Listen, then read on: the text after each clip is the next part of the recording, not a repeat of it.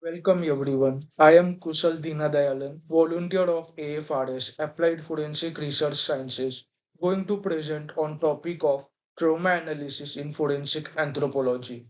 Moving to the next slide, we will see table of contents in skeleton trauma.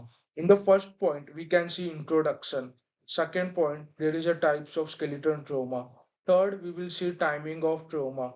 Fourth point, we will see analyzing bone fractures. Fifth is key roles in legal investigations. Sixth point, we can see methods used in trauma analysis. Seventh point, we can see applications in legal contexts. Eighth, we can see conclusion. Moving to the next slide, in the introduction part, we can see first point is forensic anthropology and its purpose to study in legal contexts. Second, we can see it helps us in the importance to understand of trauma analysis to determining the cause and the manner of death. Third, you can see it is a component of anthropologic examination where trauma analysis is too needed to identify the traumatic events occurring in before during death and to differentiate to study from damage occurring after the death.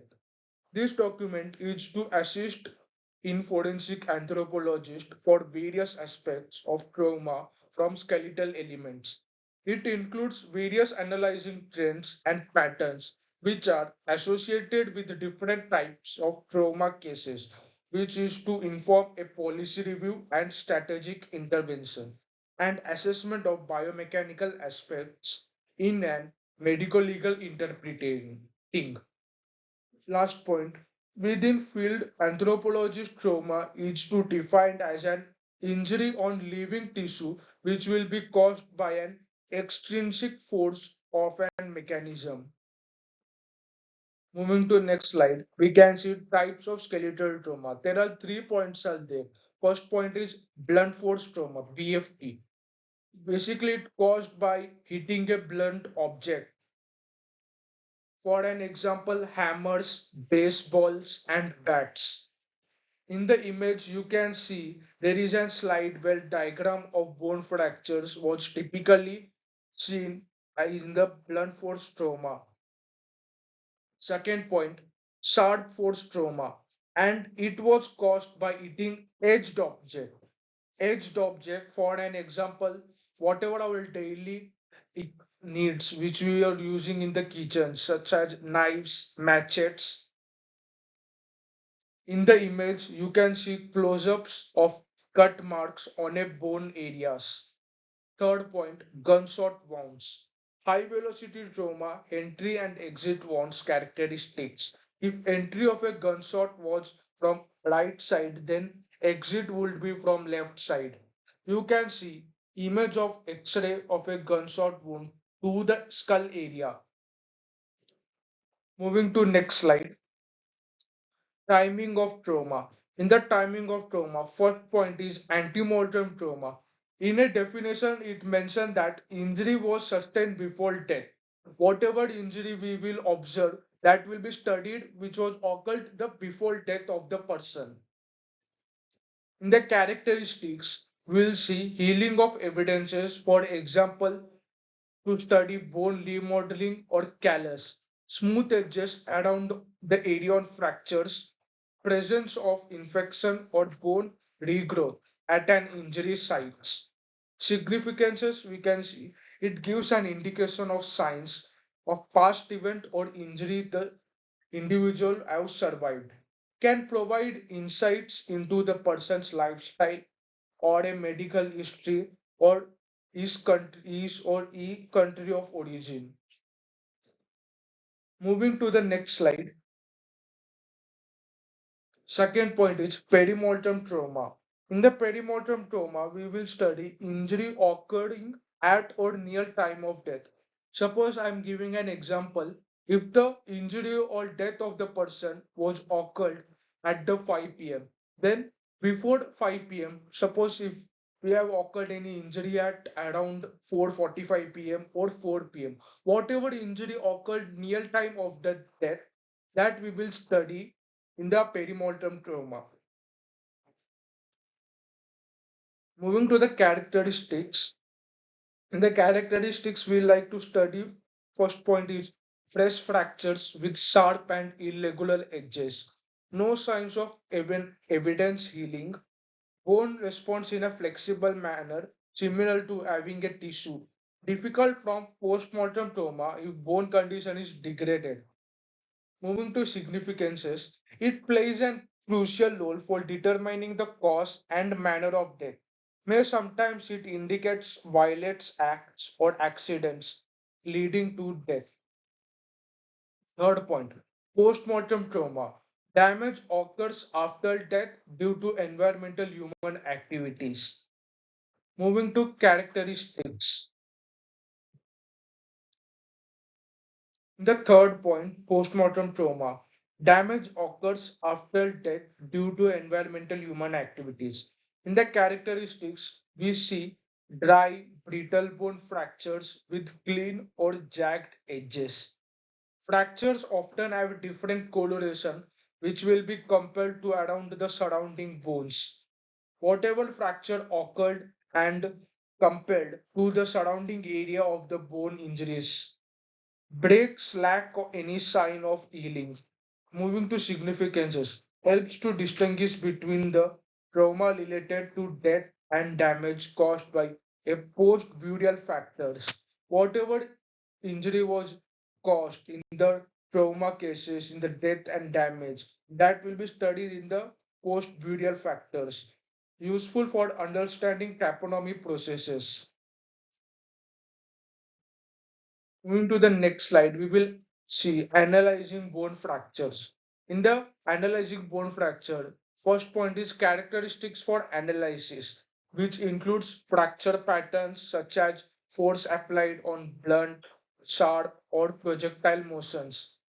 Finding the fracture location, which gives the indication sign of nature of trauma, potential cause, for example, falls and violations. Third, bone condition, which indicates whether bone was fresh, partially healed, or brittle. Second point, tools and techniques. The tools and techniques. First point is a macroscopic analysis, in which we visually inspect was done of fractures and surrounding bone area. Whatever injury was occurred in the fractures and the surrounding bone area, that will be visually inspected in the microscopic analysis.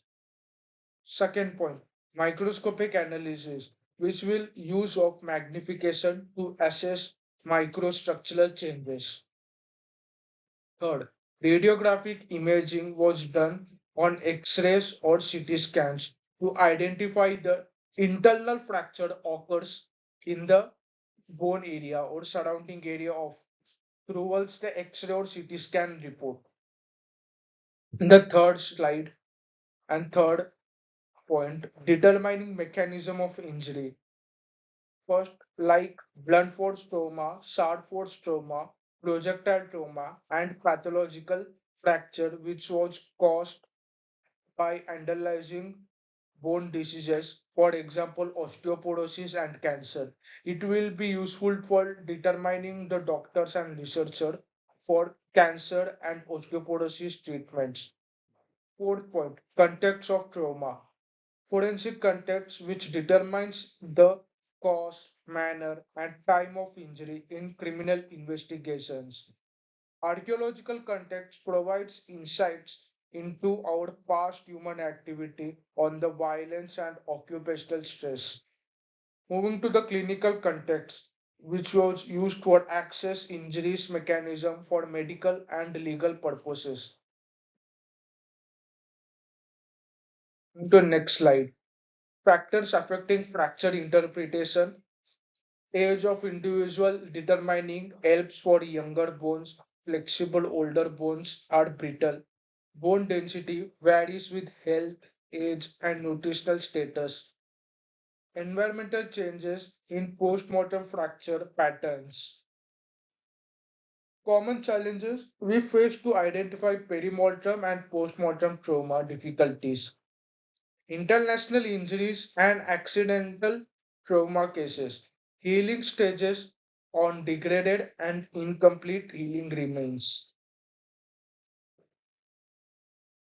Moving key roles in legal investigation. First point, forensic anthropologists work of various things such as to identify trauma patterns, expert testimony on various cases, collaboration with legal terms for evidence collection, cases for law enforcement agencies and medical examiners. It offer insights to guide case strategies to support criminal charges, which will be contribute in the evidence for wrongful death, homicide, or mass disaster investigations. Methods used in trauma analysis. First point, microscopic examination in visual inspection on the areas of bones for identifying fractures, cuts, or any other suspicious injuries. Second is microscopic techniques, which will be used to study the bone tissues of access trauma timing and healing evidences. Third point, radiological imaging, which will be used to study X-ray, CT scans, or 3D imaging to analyze the internal damage or hidden fractures. Fourth point, biomechanical analysis, which will be used to assess force direction, magnitude, and injury mechanisms. Then next slide, we can see applications in legal context, homicide investigations, mass disasters, war crimes, or genocides. Fourth, human rights violations, accidental death, which confirm or rule out the foreplay. Most of it used for document evidences of systematic violence. In the conclusion, in the next slide, we can see in the trauma analysis in forensic anthropology is a vital interdisciplinary tool that combines the principle of anthropology, medicine, and law to uncover critical truths in legal investigations by examining the skeletal remains. Forensic anthropologists provide an invaluable insights into the cause, manner, and timing of death and gives us their experience in the aiding in the resolution of criminal cases, identification of victims, and the delivery of justice. The second point, it mentioned that the field's ability to differentiate between types of trauma, establish forensic timelines, and contribute to evidence-based conclusion highlights its indispensable role in modern legal systems. Despite challenges like fragmentary remains and taxonomy changes, advancements in technology and scientific methodologies continues to enhance the accuracy and reliability of trauma analysis. In the final point of conclusion, we can see ultimately, trauma analysis in forensic anthropology not only helps solve individual cases but also contributes to broader societal goals of accountability, truth, and the prevention of human rights. It stands as a testament to the intersection of science and justice, offering a voice to the silent and pathway towards resolution in complex investigations.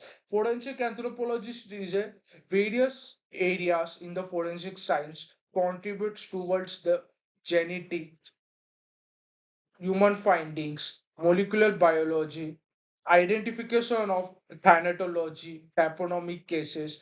It as a sub-branches of osteology, taxonomy to study the various disciplinaries in the one field, which gives us the wider information of forensic anthropologists. From this slide, my presentation ends. Thank you to all of you. Hope you like my presentation. To subscribe AFRS in the YouTube channel and other social media activities for upcoming session, events, and workshop updates.